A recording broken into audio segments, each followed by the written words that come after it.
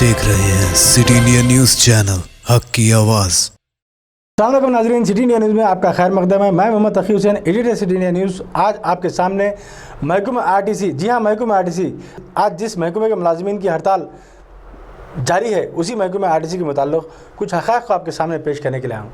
नाज़रीन, आइए हमारी इस स्पेशल रिपोर्ट में आपको जानने का मौका मिलेगा कि यह इदारा कब कायम हुआ और किसने इस इदारे को कायम किया, और इस इदारे की आमदनी क्या है, इस इदारे के वसाइल क्या हैं, और इस इदारे को किस तरह के नुकसान का सामना करना पड़ रहा है, और इस इदारे को खसारे में लाने की हुकूमतें कितना ज़िम्मेदार हैं। इन तमाम मसाइल पर आइए देखते हैं हमारी ये खुसूसी रिपोर्ट। महकमा आरटीसी, जो कि रियासत में आवाम के हमल व नक़ल के लिए चलाए जाने वाला सबसे बड़ा इदारा है, इसमें रोज़ाना 10,525 बसें 1,41,00,000 मुलाजिमीन को 36,08,000 किलोमीटर का सफ़र तय करते हुए उनकी मंजिल मकसूद तक पहुंचाते हैं। इस इदारे का क़याम 1932 ईस्वी में उस वक्त के हुक्मरान मीर उस्मान अली ख़ान बहादुर निज़ाम हफ्तुन ने अमल में लाया था। उस वक्त हालांकि रियासत में रेलवे निज़ाम कायम था, लेकिन जहां रेल की पटरियां नहीं बिछाई गई थी वहां की आवाम के लिए हमल व नक़ल एक मसला बना हुआ था। उसी के पेश नज़र सन 1932 में 27 बसें और 127 मुलाजिमीन के साथ इदारा निज़ाम्स रोड ट्रांसपोर्ट डिपार्टमेंट कायम हुआ। पहले शहर हैदराबाद का अहाता किया गया। आहिस्ता आहिस्ता रियासत के मुख्तलिफ़ अज़ला तक इसको वसाअत दी गई।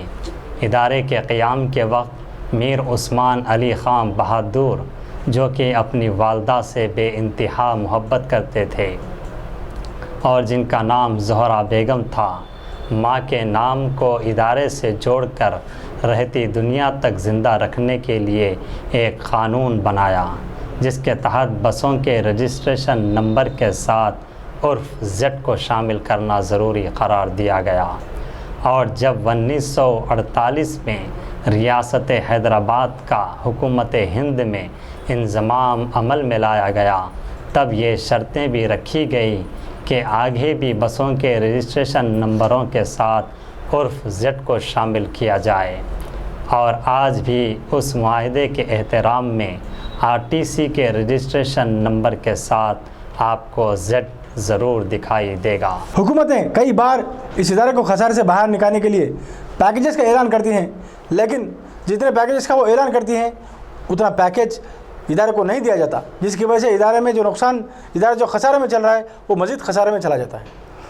और हुकूमतों की ज़िम्मेदारी है कि इस इदारे को चलाए, अपने हाथ में लेकर चलाए और इदारे को ज़िंदा रखने के लिए हुकूमतें मदद करें। लेकिन देखने को ये मिलता है कि महकमे आरटीसी से जो आमदनी हासिल होती है महसूल की शक्ल में, वो हुकूमतें तो हासिल ले लेती हैं, लेकिन इस इदारे को ज़िंदा रखने के लिए जो ज़रूरी मदद होती है वो हुकूमतें उन्हें उस इदारे को वापस नहीं देती। तो नाज़रीन, इतने बड़े इंफ्रास्ट्रक्चर के बावजूद ये महकमा क्यों कर खसारे में चल रहा है? क्या वजूहात हैं इसकी? क्या ये ज़िम्मेदारी हुकूमत की नहीं है कि आवाम की सहूलियत के लिए चलने वाला यह इदारा, इसको बरकरार बाकी रखा जाए? क्या हुकूमत इस इदारे को मालियाती इमदाद के ज़रिए ज़िंदा नहीं रख सकती? फिर क्यों हुकूमतें इस इदारे के मुताल्लिक़ लापरवाह हैं? आइए डालते हैं एक नज़र हुकूमत के जो ऐलानात होते हैं इस इदारे को क़ायम दायम रखने के लिए, जिन पैकेजेस का ऐलान होता है और कितनी रकम इस इदारे को दी जाती है। आइए इसके मुताल्लिक़ इस रिपोर्ट में आप मुशाहिदा कीजिए। रियासत हैदराबाद के हुकूमत हिंद में इंज़माम के बाद सन 1952 तक ये इदारा उसी नाम से काम करता रहा और 11 जनवरी 1952 से इस इदारे का नाम आंध्र प्रदेश रोड ट्रांसपोर्ट के नाम पर तब्दील हो गया। आज इस महकमे के 97 डिपोस,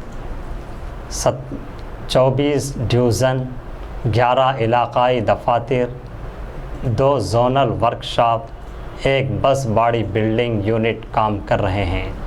रियासत भर में इस महकमे के 357 बस स्टैंड, 1091 बस शेल्टर मौजूद हैं اور جملہ 10,525 بسیں چلائی جاتی ہیں، جس میں 8,364 ادارے کے ذاتی بسیں ہیں، تو 2,161 خانگی بسیں ہیں، اور ادارے میں جملہ 52,249 ملازمین اپنی خدمت انجام دے رہے ہیں۔ اتنا بڑا ادارہ ہونے کے باوجود ہر سال یہ ادارہ مالی خسارے میں چلتا ہے۔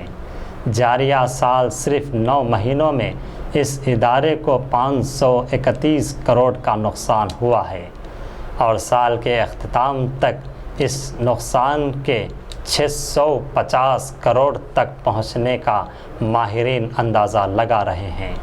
خسارے کی ایک اہم وجہ یہ بھی ہے کہ جب ریاست کی تقسیم عمل میں لائی گئی، اس وقت تلنگانہ RTC کے حصے میں 2,000 کروڑ کا قرض بھی اس کے حصے میں آیا۔ اس کے علاوہ ایک اور وجہ یہ بھی ہے کہ سن 2015 میں TSRTC نے اپنے 5,000 عارضی ملازمین کو ریگولرائز کیا اور 16% IRB ملازمین کو دیا گیا، جس کی وجہ سے ادارے کے خسارے میں اضافہ ہوا۔ چونکہ حکومت کی یہ ذمہ داری ہوتی ہے عوام کی سہولیات کا وہ انتظام کریں، اور محکمہ RTC عوام کی حمل و نقل کے لیے سہولت کا واحد ادارہ ہے۔ حکومت کو چاہیے کہ فراخ دلی کے ساتھ ادارے کو ریلیف پیکیج فراہم کرتے ہوئے خسارے سے باہر نکالیں، لیکن افسوس حکومتیں اس ادارے سے محصول یعنی ٹیکس کی شکل میں کروڑا روپے وصول تو کرتی ہے، اور ڈیزل کی اضافی شدہ قیمتوں سے بھی بصورت ٹیکس خطیر رقم وصول کرتی ہیں، لیکن ریلیف پیکیج کے بڑے بڑے اعلان تو کرتی ہیں، لیکن جب رقم جاری کرنے کا وقت آتا ہے تو اعلان کردہ رقم کا 25-30% تک ہی رقم جاری کی جاتی ہے۔ اب ایسے میں یہ ادارہ خسارے سے باہر نکلیں تو کیسے نکلے؟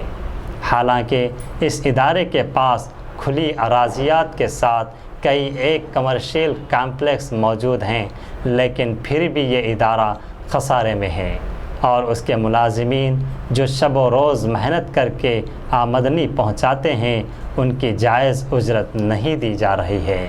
ایسے میں ان ملازمین کی یہ ہڑتال جائز ہے۔ تو ناظرین، آپ نے دیکھا ہماری اس رپورٹ میں ہم نے بتایا کہ اس محکمے کا قیام کب عمل میں لایا گیا، کس طرح محکمہ چل رہا ہے، کیوں یہ محکمہ خسارے میں چل رہا ہے، کس طرح اس ادارے کو قائم و دائم رکھا جا سکتا ہے۔ ان تمام پہلوؤں پر ہم نے نظر ڈالی۔ ناظرین، حکومت کو چاہیے کہ جو محصولات حکومت اس ادارے سے وصول کر رہی ہے ان محصولات میں تخفیف کرے، اور ادارے کو سبسڈی فراہم کرے، اور جو ڈیزل کی زائد قیمتیں اس ادارے سے وصول کی جا رہی ہیں ڈیزل پر بھی یہ حکومت سبسڈی فراہم کرے۔ اگر ایسا کیا جاتا ہے تو کسی حد تک محکمے کا جو خسارہ ہے اسے کم کیا جا سکتا ہے، اور یہ محکمہ قائم و دائم رہ سکتا ہے۔ لیکن دیکھنے میں یہ آ رہا ہے کہ یہ حکومتیں اس ادارے کو خانگی کارپوریٹ کمپنیوں کے ہاتھوں فروخت کرنے کے در پہ ہیں، لیکن یہ ملازمین جس طرح آج اپنے حق کو حاصل کرنے کے لیے بزید ہیں، اگر اسی طرح یہ قائم و دائم رہیں گے تو حکومتوں کو ایک نہ ایک دن اپنا سر جھکانا پڑے گا، اپنا غرور چھوڑنا پڑے گا، اور ان ملازمین کے مطالبات کو ماننا پڑے گا، اور عوام کی سہولت کے لیے قائم کردہ اس ادارے کو چلانے کے لیے حکومت کو آگے آنا ہی ہوگا۔